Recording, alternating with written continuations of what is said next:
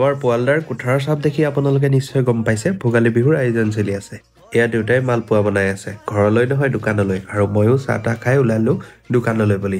আৰু লগত আজি দেউতা গৈছে, অৰ্থাৎ প্ৰাঞ্জল অহা অলপ সময় দেৰি হ'ব। দোকান পাই সকলোবিলাক ঠিক ঠাক কৰিছিলোঁ আৰু এনেতে আহিল নতুন বুলেট লৈ মোন খুৰা। বুলেটখন আমাৰ মডেলটোৰ গতে একেই দেখিবলৈ। এনেকৈ একাপ দুকাপ চাহৰ সৈতে দিনটোৰ আৰম্ভণি কৰিলোঁ। ৰ'ব আমাৰ চাহ আৰ্টিষ্টত আজিকালি অকল চাহেই নাপায়, প্ৰাঞ্জলে আকৌ নতুনকৈ ঘৰুৱা শাক পাচলিও আনিবলৈ লৈছে। গতিকে আপোনালোকক লাগিলে ইয়ালৈ আহিব, লগতে ঘৰুৱা কোমল চাউল তিল আদিও পাব। তাৰ মাজতে আকৌ এটা অৰ্ডাৰ আহিল, ৰাজস্থানলৈ বোলে পিঠা আৰু লাডু পঠিয়াব, সেয়া পেকিং কৰিলোঁ।